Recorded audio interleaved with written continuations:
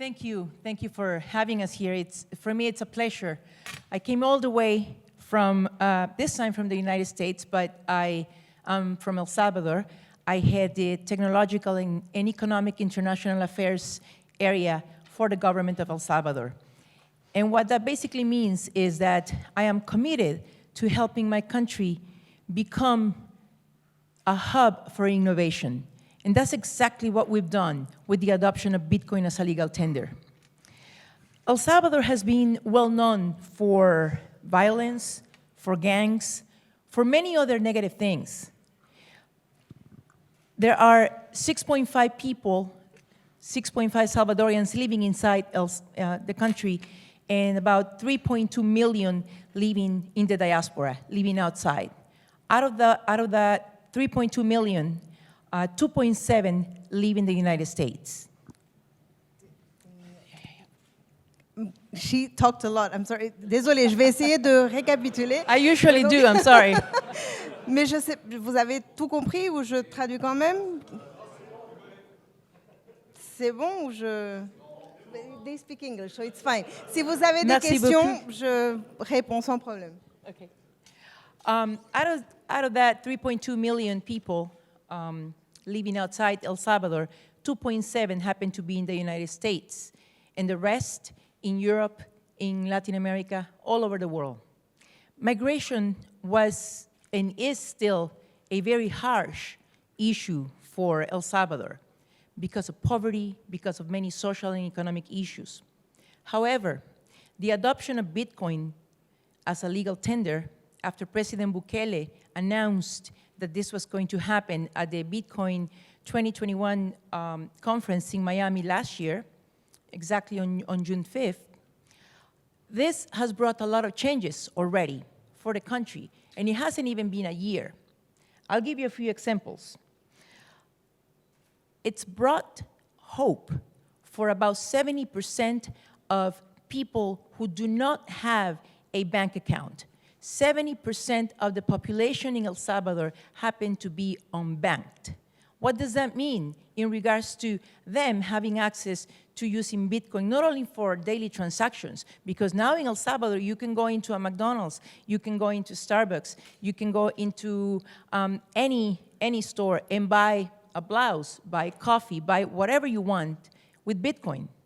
But the most important thing is that it's giving them the opportunity to save, to learn how to invest, to have hope, and to have a way of life that before wasn't possible.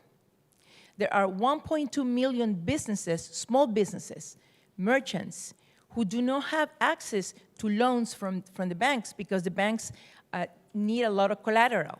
So they happen to go to people that can lend them money. Usually the interest rate is in the 3 digits. 125%. If they borrow $100, they have to pay $15 per day. So they either lose their small business and they're unable to pay the loan. But guess what El Salvador is going to be doing now? We're going to be giving this 1.2 million small businesses crypto loans. And that's going to be a game changer for all of these people, not only for the merchants, but also then again, for the new generations. It's also put our country on the world stage. Now we know, or actually you know, that El Salvador is in Central America and not in South America. You also know that our traditional food is called pupusas.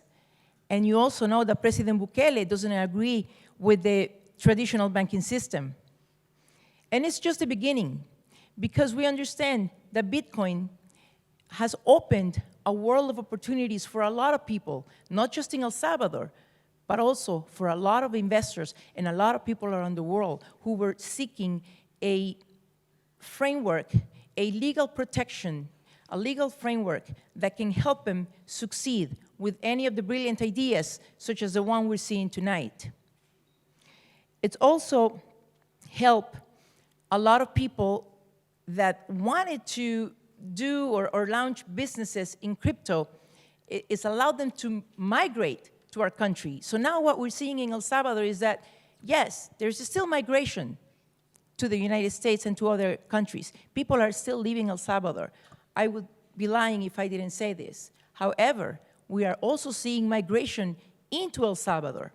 We have gotten a lot of investors who have come from Singapore, from France, from Germany, from many other countries in Europe, from the United States, from Canada, from Ghana, other countries in Africa, other countries in Latin America.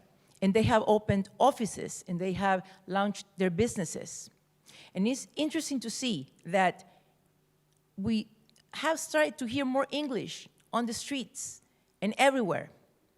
And I can vaticinate that in the near future, El Salvador will become a hub, a cosmopolitan hub, not just for businesses, but for education and for innovation.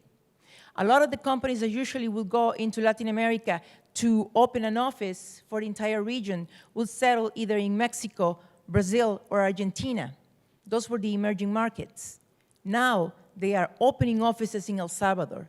El Salvador is becoming a hub for Latin America and a crypto hub for the world. We also know that in order to stay on top of innovation, we need to keep up with technology. Technology is changing way too fast.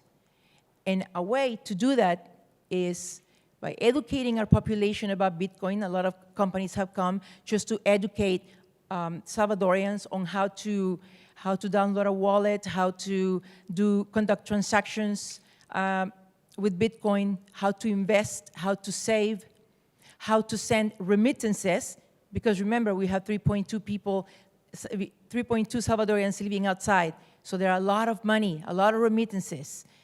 And now with our Chivo wallet, if I'm living here in France and I want to send money to my mother in El Salvador, I can send it through the government wallet, the Chivo wallet, with 0 fees.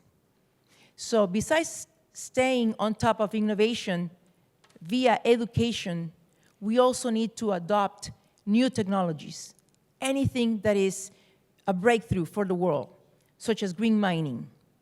And we welcome Seb, his team, and Big Block Green Services to El Salvador, because we really think that this is going to be a company that is going to become a game changer, not just for El Salvador, but for the entire world. Welcome, and thank you for having us here tonight.